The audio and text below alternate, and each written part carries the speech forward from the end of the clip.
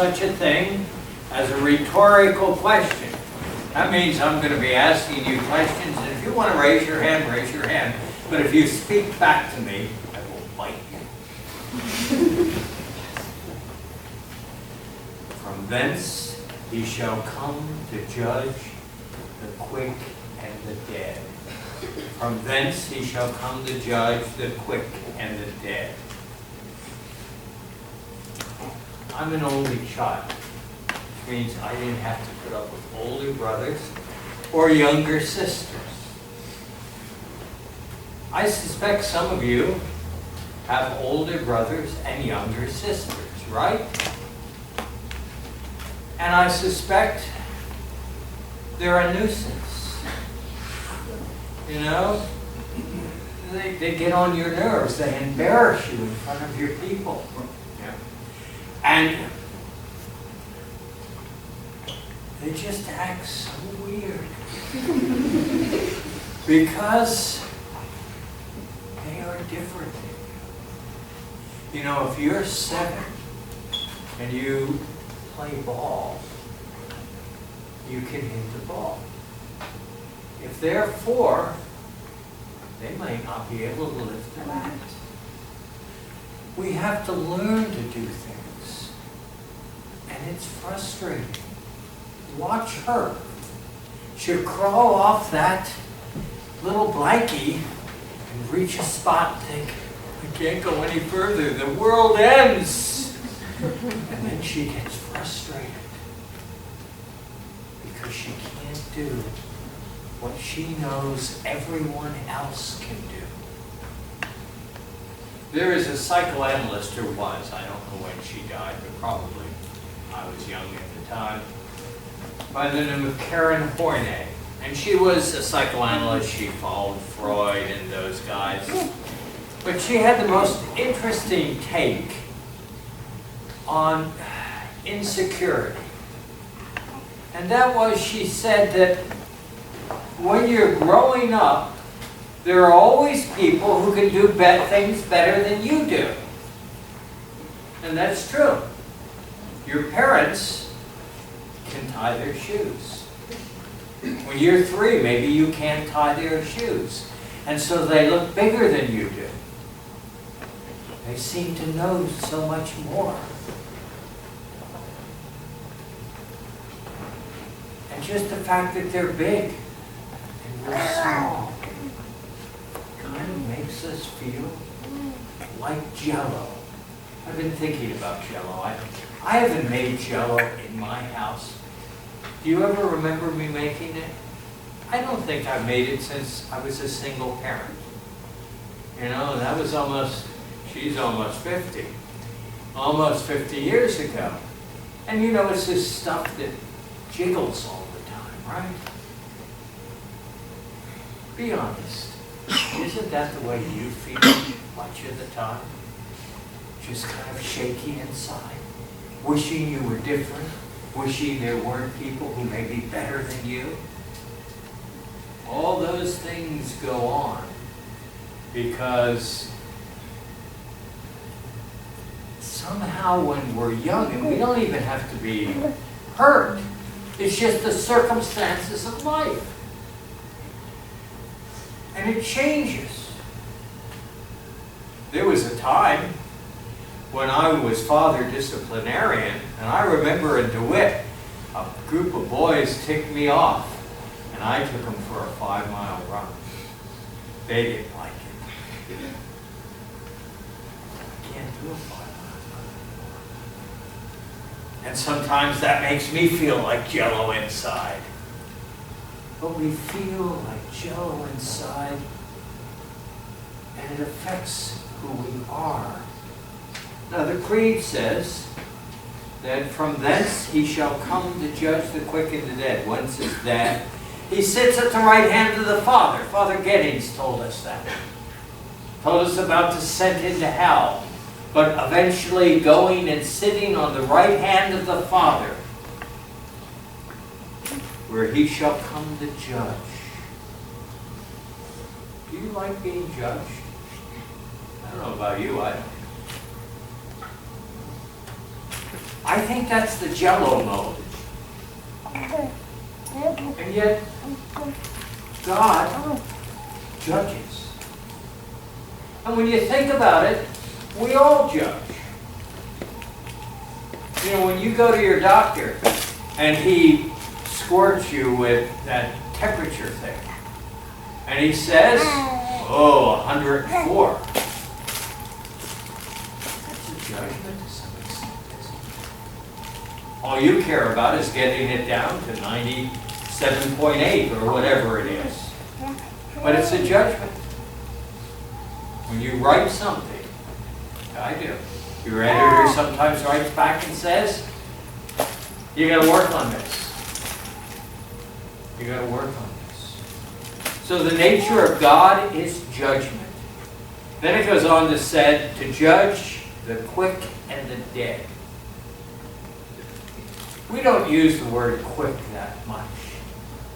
The only place we use it that I can think of is if you're an obstetrician or a midwife, or if you're into traditional Anglican work. Quick, when you, God willing, and your wife and you get pregnant, you go to the doctors, and they call it quickening. There's life. And it's a magical moment because there's life. So all it really means is the living and the dead. Theologically, that has some implications for us. I mean, you know, Jesus is to come back and judge. When does that happen? What time of the resurrection? You know, if it were right now, and Jesus appeared, you and I are all alive. After playing games, some of you don't smell alive. Dead. But he would judge us. We would be the quick. Now, I lost my dad in 1979. He will be judged at the same time. And then Scripture tells us, and we don't want to get into this too much, but the body and the soul will be united. It will be the resurrection of the dead. So that I will be able to know that that's my father. That's my mother. That's my grandmother. That's the grandfather I never met. So there is that moment in which he comes back and we're judged. For some people, that's scary. Probably at all times in our lives, some days it's scary and some days it isn't. Because, again, we're Jello inside. We don't like to be judged. And we're constantly judged. We judge ourselves. What is important is the standards we use. And God's standards are righteous. You know, I suspect that if he were to come back right now, you would hope that this week he isn't judging that sin or that sin because you just committed it. And yet, if he says something's wrong, can God change his nature? If he says, thou shalt not kill, and you kill, he's going to be disappointed in you.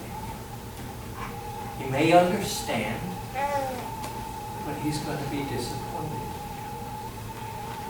And there may be consequences. So the easiest thing for us to do is not kill. Not break his commandments. Now today on our calendar this week at St. Mike's, what is today? You can answer this question. Feast of the Eucharist. What? The Feast of the Eucharist? Or something? The Holy Eucharist. Who said that? Thank you. you get an extra piece of cake. We celebrate the Eucharist. What happens at the Eucharist is that Jesus becomes alive in our presence. We see it over and over again. You know, he's on the shore of Galilee and he breaks some bread. They know it's him. He's on the road to Emmaus and he breaks some bread and they know it's him. And every Christian since then has found that when they say certain words and break the bread and take the wine, Jesus is present with them. Jesus is alive, and they are alive in him. Now, John tells us that Jesus is not only our judge, but our advocate.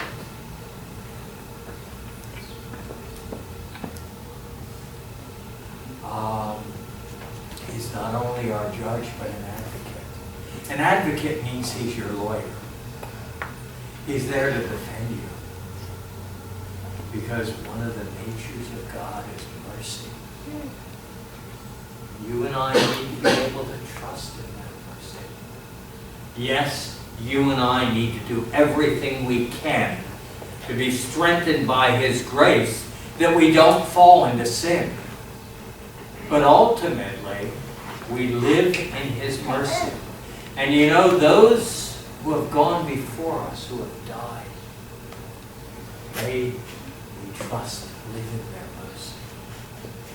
One of the things I know that happens to all of us is we lose somebody we love. I have some parishioners in my parish who lost their parents 40 years ago. And they still grieve them. Or they lost a son or a daughter. And they still grieve them. And grief is a real emotion. You can't get rid of it.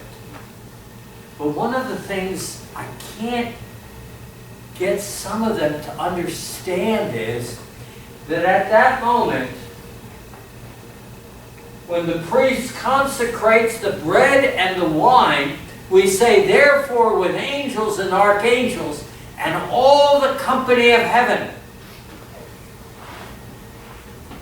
are present with us.